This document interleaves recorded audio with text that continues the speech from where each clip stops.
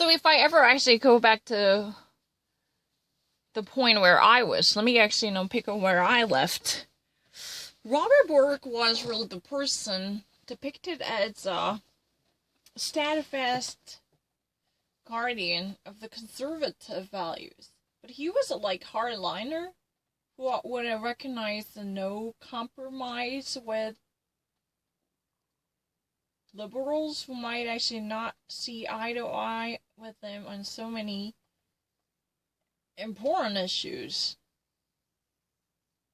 But the problem is, some of his qualities were definitely vitiated because of this political culture favoring high-octane partisanship.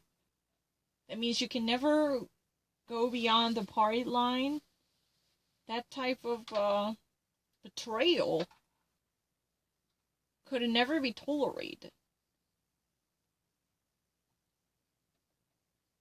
So Joe Biden, who already launched his own campaign in bid to become a president of the United States for the first time, was very eager to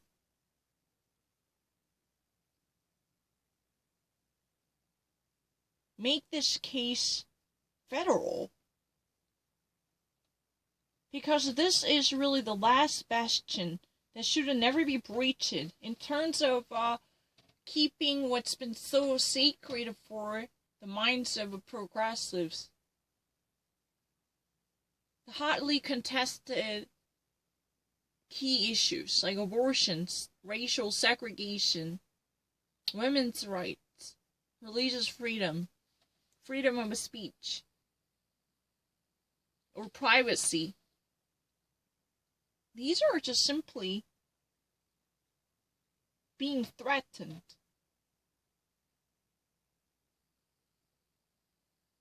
Democrats considered this invitation by President Reagan as the existential threat. They realized if this would be successfully secured, then all the hard feats achieved by the sacrifice of liberal judges in and outside the core were likely to be washed away and annihilated. It's really like the TNT bomb that would obliterate all of the critical jobs done by their predecessors in the political pedigree. That was really the notion. But let me actually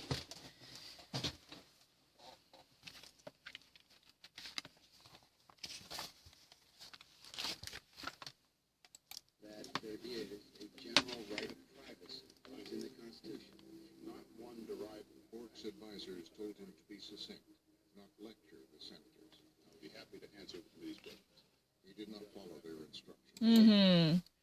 Robert Bork was, in the first place, told by his advisors from the committee counseling him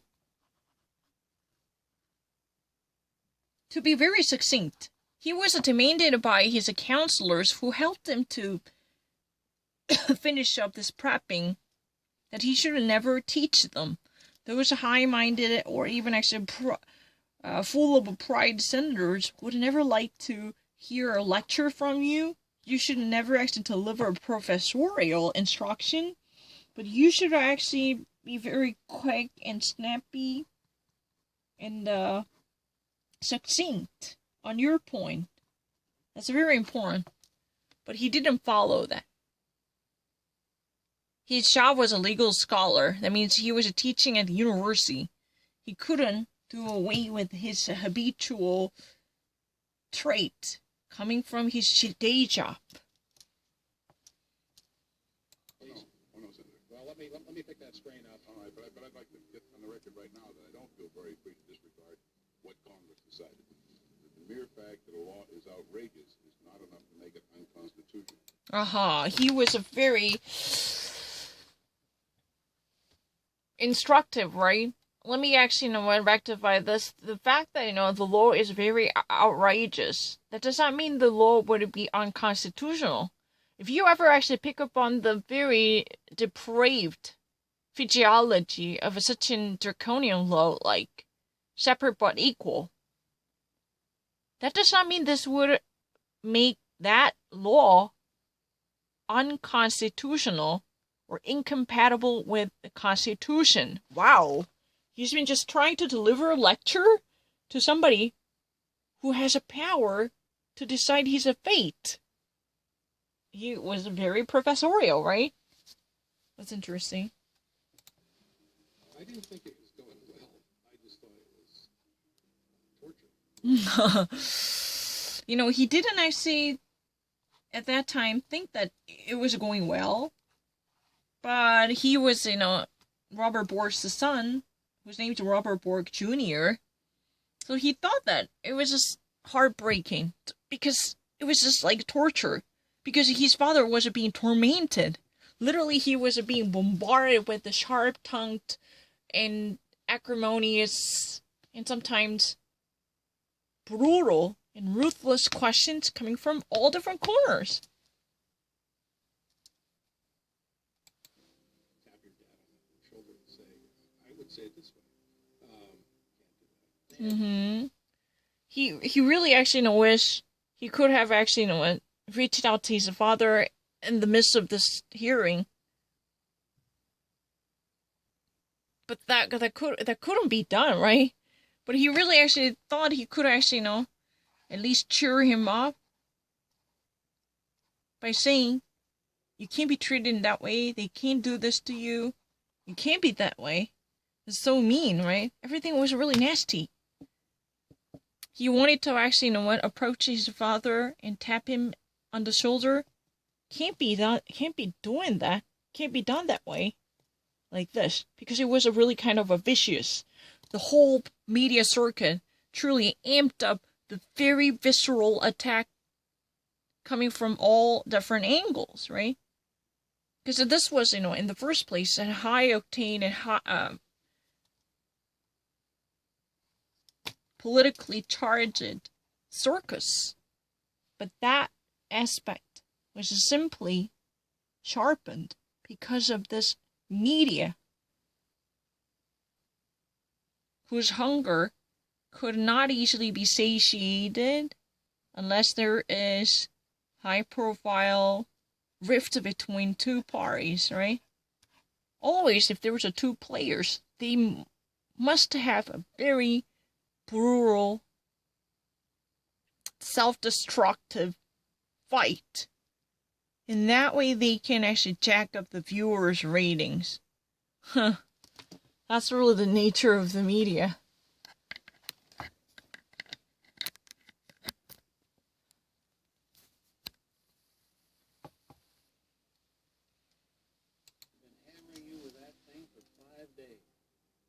Hammering you for that for 5 days. That means I'm actually pummeling you with that question for 5 days. I'm actually asking you to answer that question and be specific about that issue for 5 days. I'm actually honing on that question with the very specified aim to obtain an answer from you. I just want you to answer it specifically.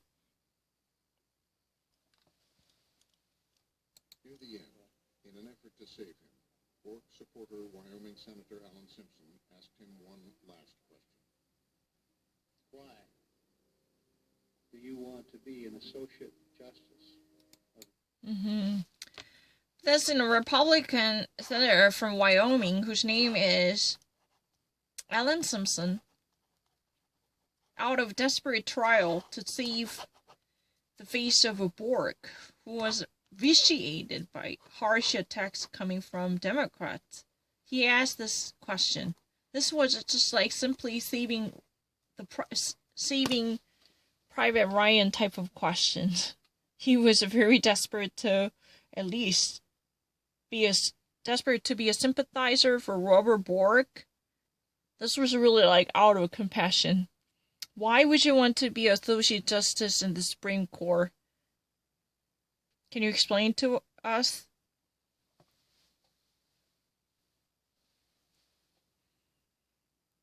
Wow. If I ever actually explain further, his boat was sinking. He was completely pummeled with the bullets coming from every corner. He couldn't take it anymore.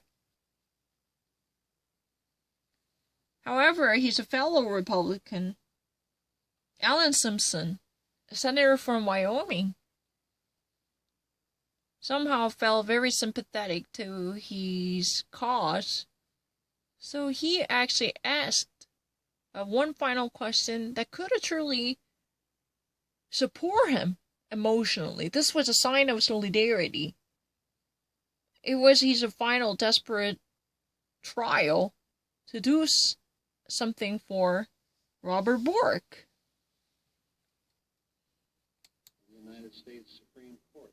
Many believe Bork's answer was the death knell of his nomination. Mm-hmm. Many believe that this was a death knell of Robert Bork. You know what? Many people, in retrospect, really thought that his final remark in response to fellow Republicans' desperate trial to rescue him was indeed a death blow and death knell. That was the end of the game. It was so fatal. He made one grave mistake whose gravity was menacing enough to kill his nomination. Pew! That one final shot was so life-threatening, so his chances to become the U.S. Supreme Court were dead on the spot. Period. Let me actually look. Many believe that, in retrospect. Oh, that was really the reason why. That was almost like abject, bottomless pit. He couldn't never actually rescue himself from that. What did he say?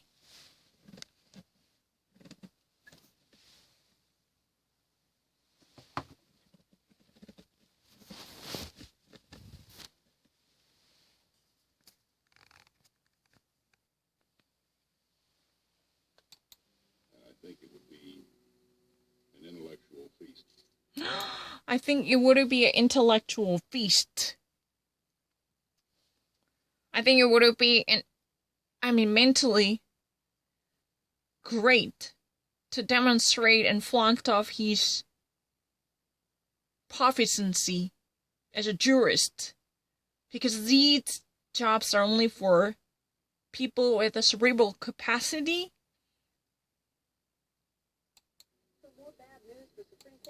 And he just really wants to revive the legacy of a plutocracy where privileged white men can dominate all different areas and arenas of our lifetime in support of their like-minded beliefs and tenets. So no women and no colored can ever share the common space or enjoy the same prerogatives they enjoy, because they do not believe in the equality of them. So he actually believed it would be more like intellectual feast. He really actually knows see his job as chance to brag about his superiority instead of serving people who might support him or who might actually grant that kind of power to him. Being a justice in the Supreme Court would not entail a prerogative privilege, enabling him to flaunt his ingenuity or intellectual acuity or acumen. No, this is really the place to be humble, because you are going to be a modest servant of the people We the people who put you in that position, in consideration of their welfare, you have to carry the atlas on your shoulder. This was what it was supposed to be. He said that. I think this would be more like, I think, again, not really believe. It's not really a very heartfelt belief, but he actually uses his reason again to say that I think this would be more like intellectual feast. I think it's really the festivity where I can relish in the God-given talent of mine like this. Wow. Nominee Judge Robert Ford by telling the senators the first attraction of the Supreme Court is the intellectual pleasure of it. That seemed to be. It's really crazy. You know what? The more and more bad news than pummeled him. This was really a death blow. Some actually called it death knell. This tolled a death knell. Ding, ding, ding, ding. He's gone. But to me, it sounds really like death blow. Pew. There's a fatal shot. Smothered him. Smother his chance. There could have been no chance he could have turned it around. Because he thought that it was just appealing to his capacity. It's a really great chance to, enjoy his brilliance while actually, accomplishing some of the tasks suitable for his intellectual brilliance. This is really like solving cross puzzles. Because I'm smart, I can handle it. Yay! What a great chance to brag about my brilliance. Yay! Are you sure? You're supposed to serve the people. Be a big thing. Intellectual feast. What the hell? But that's Washington. What the hell? That's Washington. Normally, this type of sardonic and very sarcastic nature is really prevalent in Washington. If I ever actually avoid that adjective, it's really the dominant and recurring theme, like a leitmotif. When you actually make certain type of audacious or relatively bumptious comment like that intellectual feast, it would be more like, excuse me, we do not expect that kind of a comment from a public servant because, in the first place, you are supposed to humble yourself and lower your ego to serve the people by putting people's interests ahead of your own. That was really the expected answer. Why would you ever want to be the Supreme Court Justice? I think I would like to humbly use my vehicle to convey social justice to every corner of our society like this. It's just something that must be very, very, no matter how cheesy that might be, that's really kind of the model example. You must actually use a humble or humiliation or humility. Humiliation is mortification. And the humility is really humbleness. You have to actually make the distinction, but you actually use that kind of a mortifying sentiment. Despite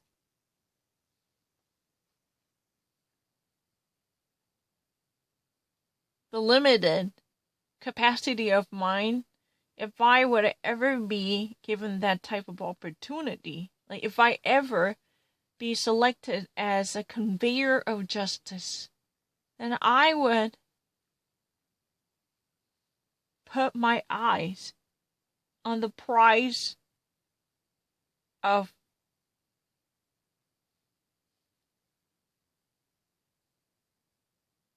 justice among all, like this, whatever. You actually have to say something very statesman-like.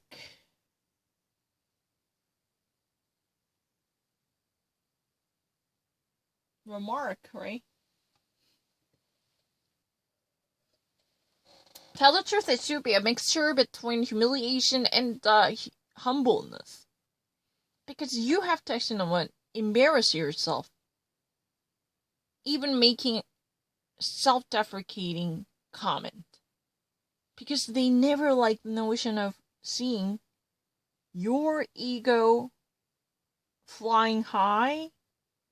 That's, in the first place, the beginning of the fallout for many of our nominees who would like to be confirmed. Now, definitely, that does not mean you should actually be so pathetic sycophant or a minion who would say yes to everyone. No.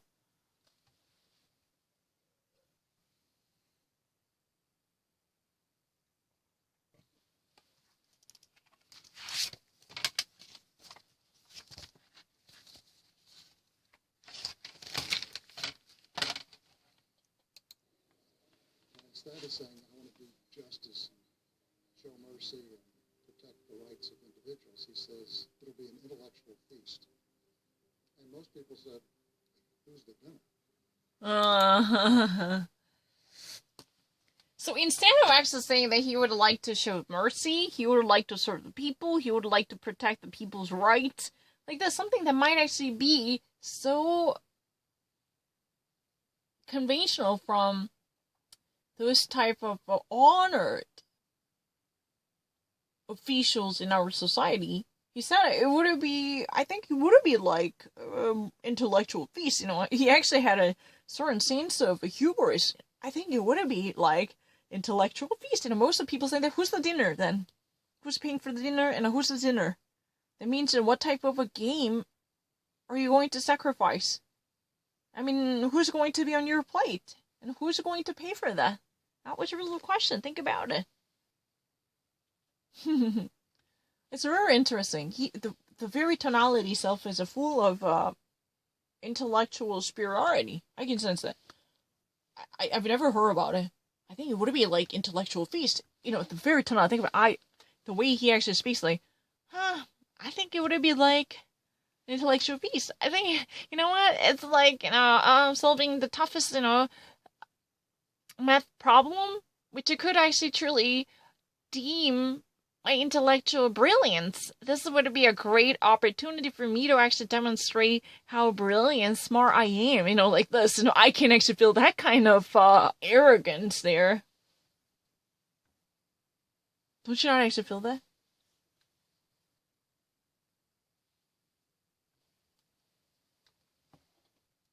It deserves my own brilliance. Like, that was really the notion. But let me actually quickly check one thing. Can I do that? Yeah.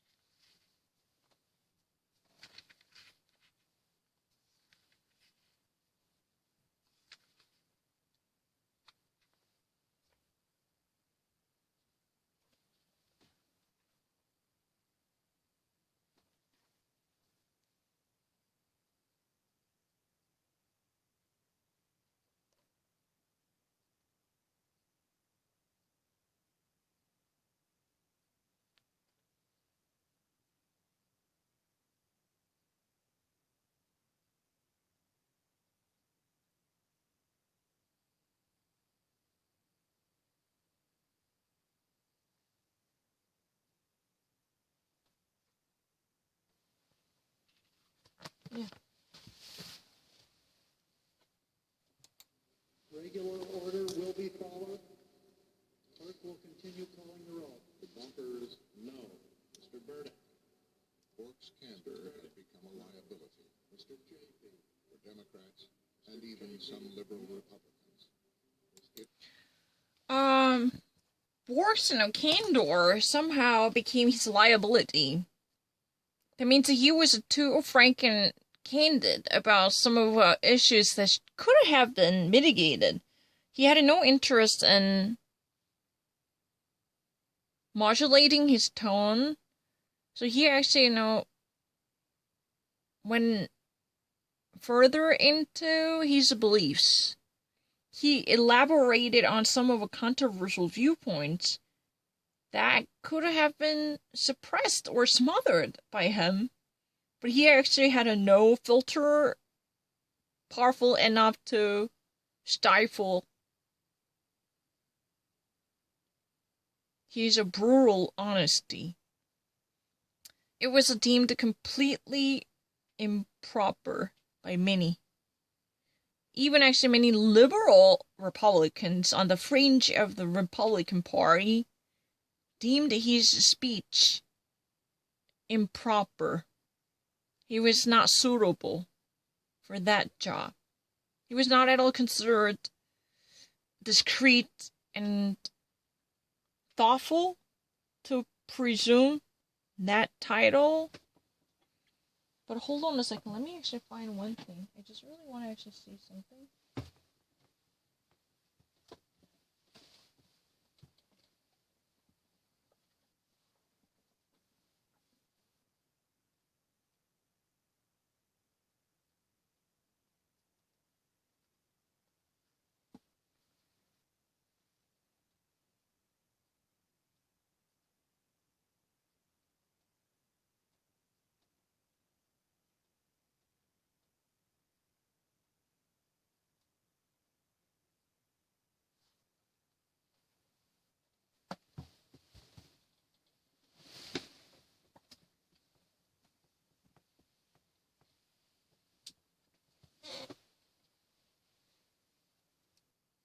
It was a resounding defeat for Ford and the conservative Republicans. So it was indeed a very high-profile defeat. That means it was a resounding defeat. This was almost for the first time in the history of the United States, any nomination procedure for a justice in the Supreme Court gathered this nationwide attention. That means there was almost no equivalent hearing for a nominee, and it wants nomination in this way. But that means, most of high-ranking Republicans paid the price for this type of public humiliation.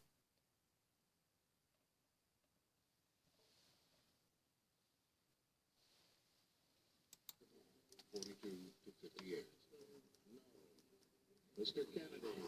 Mr. Kennedy, no. The job was to cut this guy down.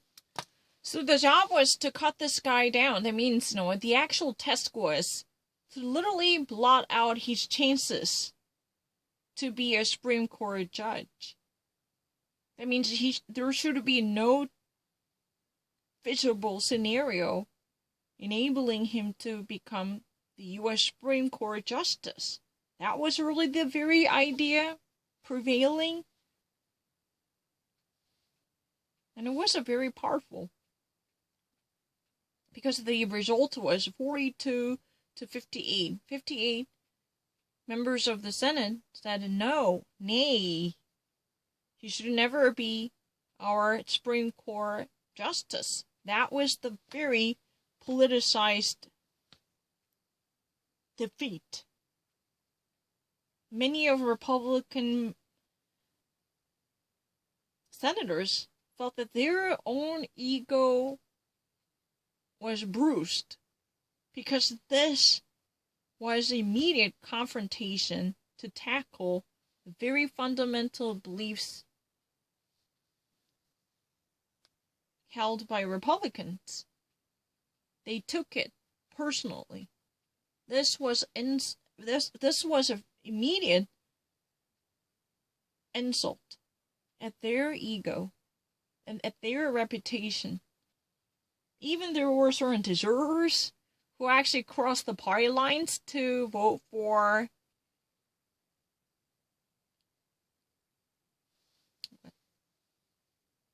Democrats. I mean, vote with the Democrats. So vote for his drop down, for sure.